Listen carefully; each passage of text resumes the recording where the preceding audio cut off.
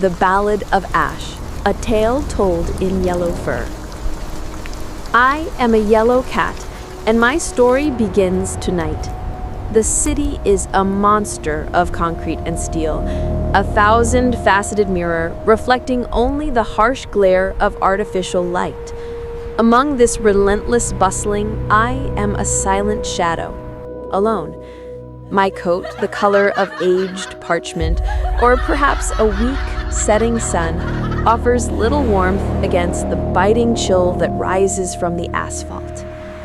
Tonight, like every night, the world moves too fast for me to catch.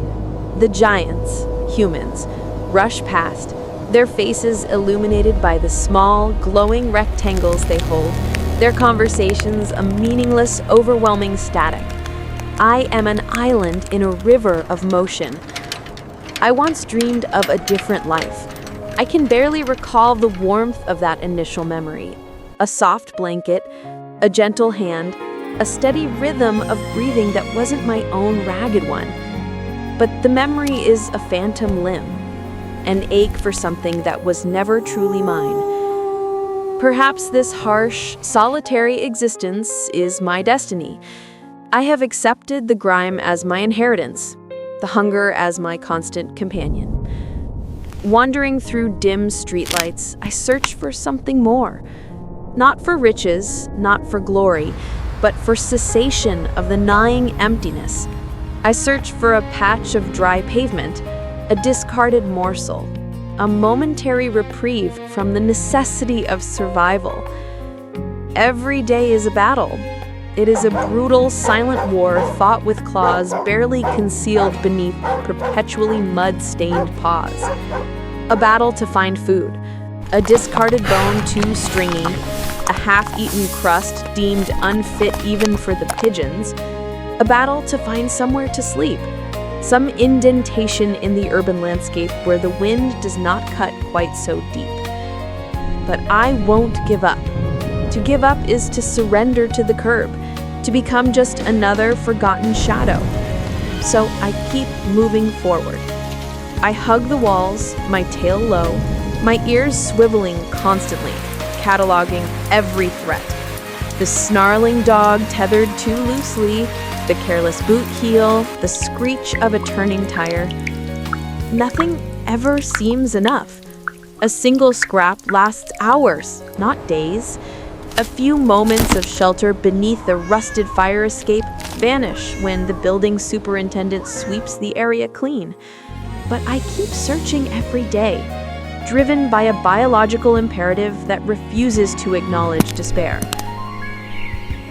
Mostly, the search yields disappointment and endless nights.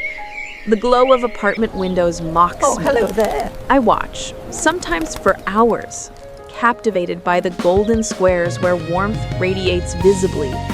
I see movement, silhouettes of shared laughter, the slow, rhythmic rocking of comfort, a warm family.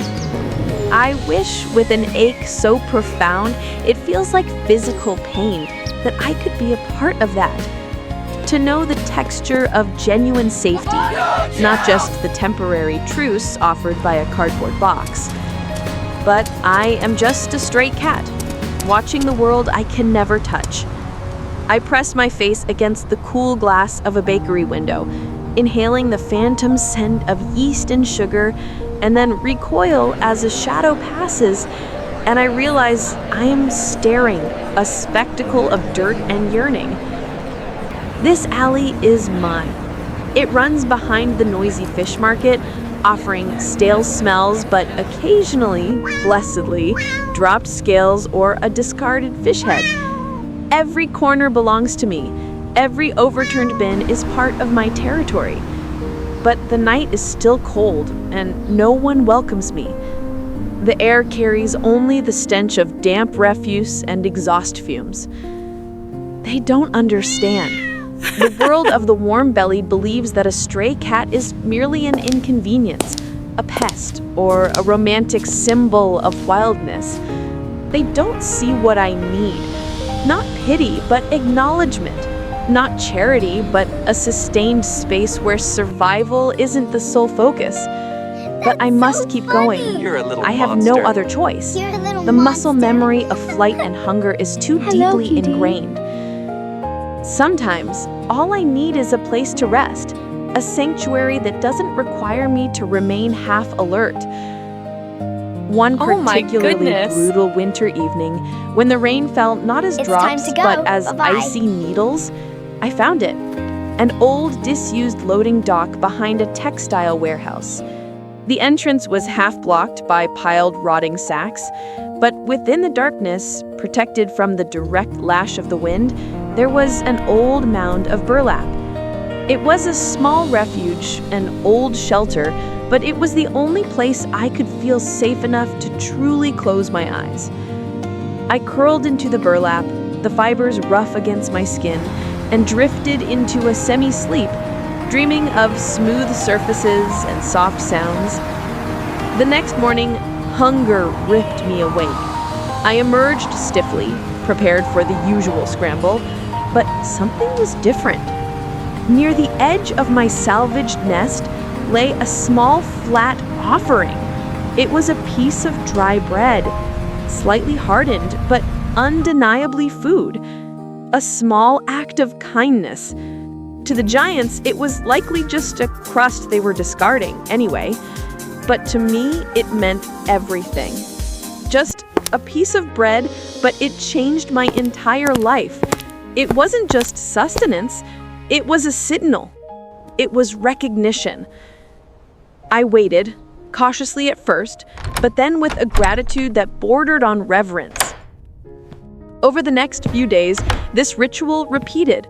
The old man, whom I silently named the Quiet Walker, never cornered me, never tried to touch me. He simply appeared, left his offering, and left without looking back. With him, I don't feel so alone. He gave me what I didn't even dare to dream of: consistency, a predictable source of survival. Then came the day the rain was so heavy that the alley became a shallow, filthy river. I was shivering uncontrollably beneath a drain pipe, defeat heavy on my small frame. The Quiet Walker appeared. This time, he didn't just leave food. He looked down, and for the first time, his eyes met mine. They were the color of deep, gentle brown, and they held no judgment, only recognition. He didn't speak. Instead, he slowly knelt, placing the bag down. He opened a side pocket and pulled out a small, thick, old wool scarf. He gently draped it near me, a barrier against the worst of the moisture, and then he moved toward the rusted loading door. He pushed it open slightly, just enough for a shadow like me to slip through, and then stepped back, waiting.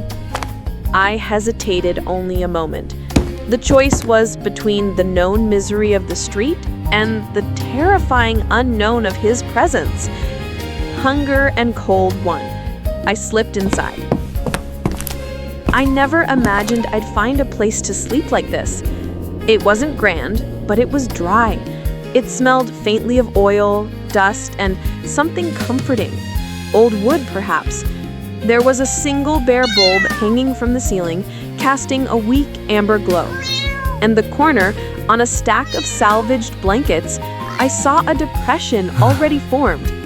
Such peace, something I've never felt before. I curled into the warmth. The Quiet Walker closed the door softly, shutting out the storm. He went to a small cot against the far wall and laid down without a word. That night, I slept deeply. The weight of constant vigilance finally lifted. Every day, I feel his care. Eat up. It is You're safe woven now. into the routine. The morning offering, the quiet sweeping he does around his small workspace, the way he never tries to force affection. These small things, they mean the world to me. He respects the boundary between us, the unspoken contract of the stray and the guardian. I'll never forget them. Every morning, I wake up stronger. The hollow feeling in my belly is replaced by a steady energy. My coat, though still rough, feels less brittle. My journey hasn't ended in the sense that I am now pampered, but now I have a place to start again, a base camp in the chaos. every morning brings a new opportunity. The old man works on small repairs, rewiring lamps, patching leather, and sometimes, when he finds a scrap too small for himself, he leaves it for me. And today, I won't waste a single moment. I greet the dawn not with fear, but with readiness. Through these streets, when I venture out for necessary supplies, a fresh sip of water from a slow drip near the abandoned fountain, I walk with my head high. No longer lost, I'm part of something greater. I carry the secret warmth of the warehouse within my bones. The city is vast, but it no longer feels like an alien place. It's a complicated maze, yes, but I found my spot in it, my place to belong, however small that place is. I gaze out the window from the warehouse at the sunset of another day